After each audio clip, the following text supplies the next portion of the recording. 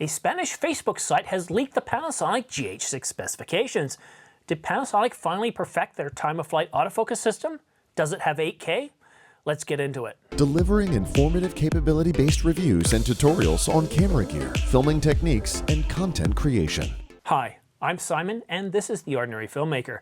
If you're new here, please like and subscribe as it really helps my channel grow. And all the links to everything I talk about in this video I placed in the description down below. At the end of April, I told you that May was going to be an exciting time, and it's certainly shaping up to be so.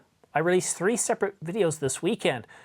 Normally I would put them all into one, but we normally don't get news on a weekend, so I figured, okay, this is a bit of news on the Sony Alpha. I'll release this at midnight before I go to bed. Woke up in the morning, there was more news on the EOS R6, and even more news after that. So it's been a really exciting time, and here we are today. I have some really exciting news for GH6 customers.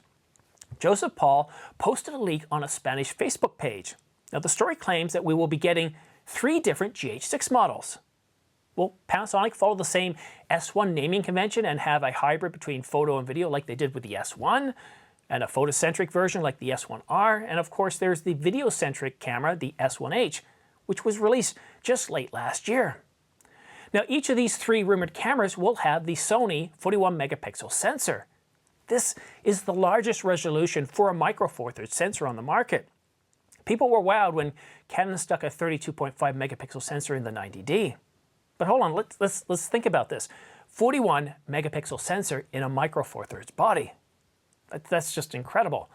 Now the GH6 will have improved Ibis, but the GH5 was very good. I'd say the GH5 was one of the best performing Ibis systems out there.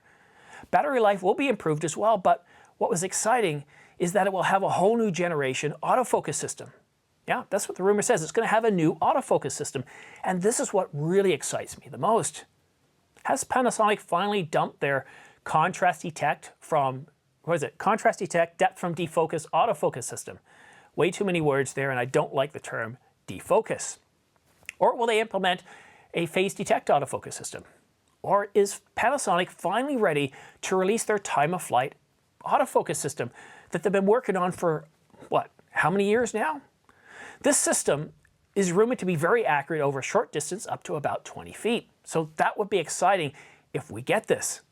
We've not heard about this or really anything coming from Panasonic in years, and this would be a game changer for Panasonic and GH6 customers.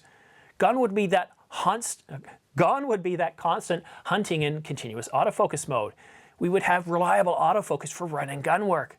I mean, this was the only thing holding me back from buying the GH5 and to stop it from flying off the shelves. I really hope that this is real. It's what we've all been asking for from Panasonic for a long time.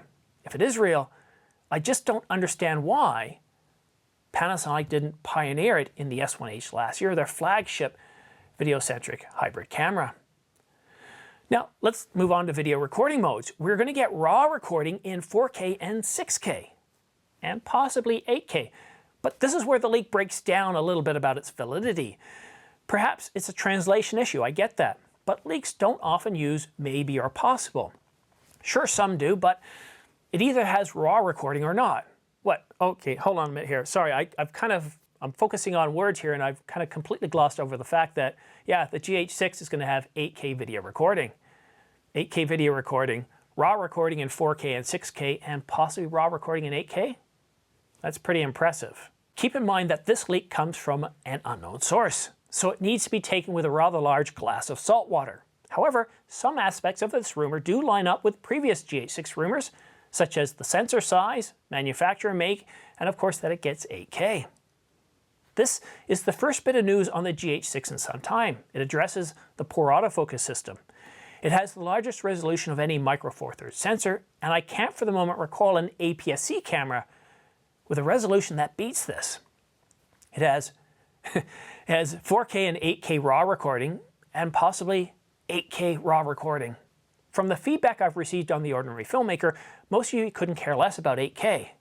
But still, it's a significant milestone. Only the Canon EOS R5 is announced to have 8K. But most importantly, it fixes that autofocus system, giving us 4K and 6K video recording with RAW.